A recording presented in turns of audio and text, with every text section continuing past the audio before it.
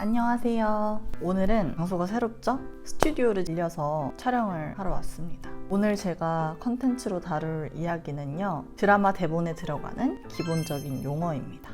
제가 처음에 혼자 공부할 때 가장 헷갈렸던 부분이 용어였던 것 같아요. 어디서 배워본 적이 없으니까 직접 대본집들을 보면서 연구하는 방법밖에 없었는데, 이 컨텐츠를 준비하면서 한 번 더 제대로 공부하는 느낌? 여러분들과 함께 이런 정보들을 공유하고 또 도움이 되면 좋을 것 같아서 이렇게 준비하게 되었고요. 제가 Q&A 1탄에서 아주 간단하게 언급한 적이 있었는데 그 내용까지 포함해서 이번 편에 대본 용어에 대한 내용을 꾹꾹 담아보도록 하겠습니다. 그러면 시작해볼까요?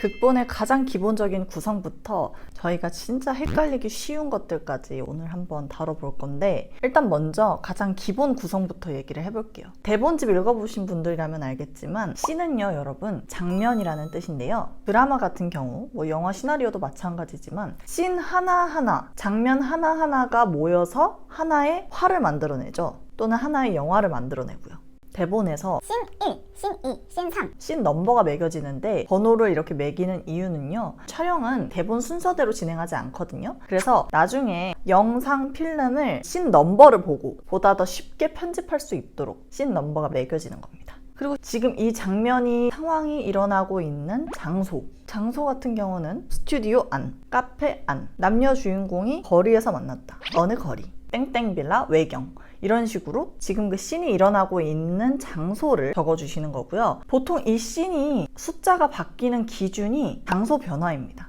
그래서 장소가 변하면 씬이 바뀌어야 맞아요. 그러면 시간이 바뀌는 건요, 뒤에 가서 조금 더 자세히 다룰 거지만, 예를 들어서 A가 책상에서 책을 읽고 있다가 지문의 마지막이었어요. 그리고 시간이 조금 지나고 나서 얘가 잠든 거예요. 그런 경우 하루 반나절 이상을 자지 않은 이상 컷투 혹은 시간 경과로 표기해서 그냥 한 씬 안에 넣어주셔도 돼요. 요거는 뒤에 가서 조금 더 자세히 얘기할게요. 그리고 그 일이 일어나고 있는 시간대도 적어줘야겠죠. 씬 넘버, 장소, 시간을 적어주는 겁니다. 전 지금 이렇게 해가 쨍쨍한 낮에 촬영을 하고 있는데요. 씬 1, 어느 스튜디오 안, 가로 열고 D 혹은 낮, 이렇게 표시를 해줍니다. 여러 대본집을 읽으면서 확인을 한 건 작가님들마다 표기 방식이 다 다르고요. 뭐가 정답이라고 할 수가 없어요. 낮, 밤, 새벽, 아침 이렇게까지 쓰시는 분들도 있고, D, N, 데이와 나잇으로만 표기하는 분들도 있고요. 모닝까지 추가해서 M, D, N으로 표기하시는 작가님들도 있고, 그거는 상관이 없어요. 저 같은 경우는 해가 조금이라도 떠 있으면 D로 표기를 하고, 해가 아예 없으면 나잇으로 표기를 하는데요. 만약에 새벽을 표시하고 싶어요. N, 나잇으로 표기를 한 다음에 어스름한 푸른빛이 일렁이는 새벽, 이런 식으로 추가적인 지문에 한 줄 정도 써줄 때가 많은 것 같아요. 시간대가 명확했으면 좋겠을 때는 낮, 밤 이렇게 표기하시고 지문으로 조금 더 자세히 표기해 주시면 됩니다.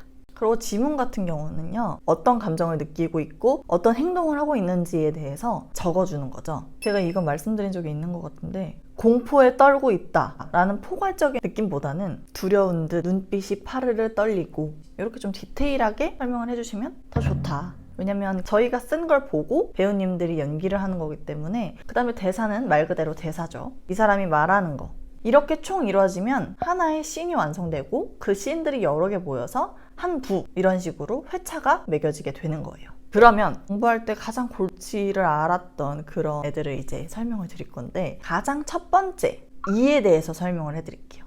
E는 뭐냐면요, 이펙트, 효과음인데요. 예를 들어서 사이렌 소리가 크게 울린다, 초인종 소리가 들린다, 띵동 이런 효과음들을 E로 표기하기도 하고, 사람의 목소리에 쓰는 경우가 있는데, 화면상에는 그 사람의 모습이 보이지 않지만 목소리만 나올 때, 정연아, 이렇게 됐을 때는요, 저를 불렀잖아요. 그 사람은 지금 화면에 없잖아요. A라는 사람이 저를 불렀다 치면 A, E, 정연아, 정연, 이렇게 써주시면 돼요. 그 다음 F를 알려드릴게요. F는 뭐냐면요, 필터링의 약자예요. 보통 대본상에서 변화할 때 필터를 거쳐서 소리가 나오잖아요. F로 표기해서 변화하는 씬에 씁니다. 혹은 마음속으로 하는 이야기에도 쓰는데요. 이게 조금 헷갈리는 부분이, 마음속으로 하는 이야기 있죠. 이게 어느 작가님 거에는 E로 표기되기도 하고요, 어느 작가님은 N, 나레이션으로 표기되기도 하고요, 어느 작가님은 F, 또 하나 V, O 로 표기되기도 해요. 보이스 오프거든요. 지금 똑같은 지점을 가지고 작가님들마다 다양하게 표기가 되기 때문에 이거는 원래 쓰시던 대로 쓰시면 될 것 같아요. 그리고 방금 살짝 말씀드렸지만 N은 나레이션입니다. 장면 밖에서 들려오는 소리를 말해요. N이 진짜 많이 들어가는 드라마, 저는 멜로가 체질이라고 생각하거든요. 멜로가 체질에서 화면은 몽타주를 띄워놓고 나레이션으로 장면이 이루어져 있어요. 그래서 만약에 이게 뭔지 헷갈리시는 분들은 멜로가 체질 참고하셔도 좋을 것 같아요. 전화하는 씬에 얘기했으니까 이어서 하자면, 보통 여러분 많이 헷갈리시는 지점이 뭐냐면, 한 명은 방 안에서 전화를 하고요, 한 명은 카페에서 전화를 한다고 칠게요. 그러면 씬을 다 나누시는 분들이 있어요. 왜냐면 장소가 다르잖아요. 그럴 때는요, 씬하고 장소 쓴다고 했잖아요. 장소에다가 카페 안 플러스 방 안 이렇게 표기를 해주시고 쭉 그냥 한 씬에다가 장면을 구성하셔도 되고, 혹은 컷백이라는 게 있어요. 컷백이 뭐냐면 각기 다른 씬을 연속적으로 붙이는 거예요. 방송국에서 컷 하면 이 장면 갔다가 저 장면 갔다가 화면이 탁 이렇게 바뀌잖아요. 똑같이 각기 다른 장소에서 이루어지는 일들을 한 장면씩 보여줄 때 그때 컷백을 쓰기도 합니다. 씬으로 짧게 나눠도 상관없지만 너무 그 장면이 길어질 것 같은 경우에는 이렇게 한 씬에다가 하는 경우가 많습니다. 그 다음에 OL이라고 하는 게 있는데요. 이건 정말 쉬워요. 오버랩이거든요. 내가 막 말하고 있는데 내 말 끊고 툭 들어와. 이게 바로 오버랩입니다. 앞사람 말을 끊고 대사를 칠 때 OL을 많이 쓰죠. 대본에는 보통 야 너 그거 그렇게 하지 말고까지 하고 있는데 어떤 사람이 오버랩으로 들어온다. 그러면 정연, 야 너 그거 하지 말고 점점 하는데 A, OL 어쩌라고, 이렇게 이해되셨나요? 진짜 쉬운 오버랩이었고요. 인서트는요, 쉽게 말하면 삽입되는 화면인데요. 예를 들어서 메시지를 확인하는 누구, 지금 카메라엔 이렇게만 보이잖아요.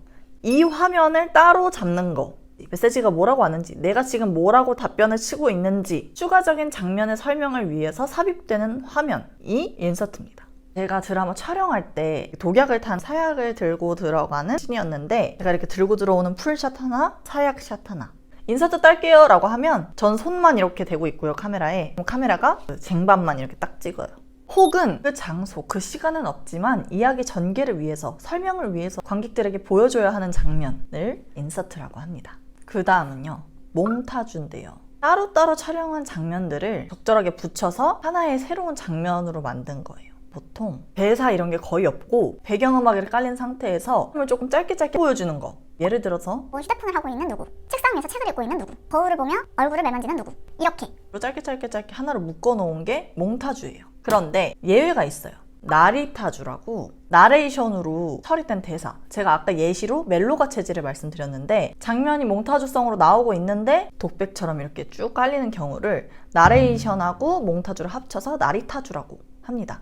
근데 나리타주라고 표기하는 대본집은 거의 못 본 것 같고요. 그냥 몽타주라고 표시를 해놓고 N 혹은 E로 표기해서 쓰시더라고요. 그 다음에 플래시백은요, 팡 터지는 플래시 있잖아요. 그것처럼 번쩍하고 과거의 중요한 것들을 떠올릴 때, 이럴 때 써지는 게 플래시백이거든요. 그러니까 몽타주엔 대사가 없다 그랬잖아요. 플래시백에는 대사가 들어가기도 하고, 만약에 제가 1부에 46씬을 쓰고 있는데 32씬을 이 주인공이 회상해. 그러면 플래시백 찐 32라고 쓰면 그 32씬이 그대로 들어가는 거예요.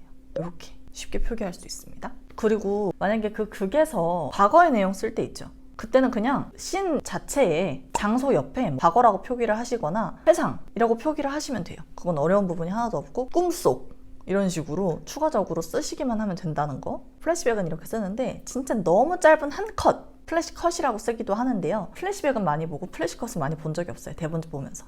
그리고 아까 컷2 얘기했는데요. 같은 장소에서 시간이 조금 흐른 걸 표기하고 싶을 때는 씬을 바꾸는 것보다 시간 경과 혹은 컷2로 이렇게 표기를 하고요. 만약에 하루 이상이 지났다 라고 하면 그냥 씬을 바꿔주시는 게 좋습니다. 자, 오늘은 이렇게 대본 용어에 대해서 설명을 드려봤는데요. 도움이 되셨을 거라 믿고요. 이제 또 드라마 공모전이 다가오고 있습니다, 여러분. 시간이 언제 이렇게 갔죠? 너무 빠른데 저도 이제 정신 차리고 연극 대본 마무리 단계니까 드라마 대본도 준비를 해야 될 것 같습니다. 그리고 여러분, 저 공연 일정이 나왔습니다. 1월 15일 수요일부터 1월 19일 일요일까지 공연 진행할 예정이고요. 대학로에서 진행하니까 보러 오실 분들은 참고해 주시면 감사하겠습니다. 그럼 여러분 오늘 영상은 여기까지고요. 다음에 또 유익하고 재밌는 영상으로 찾아오도록 하겠습니다. 안녕.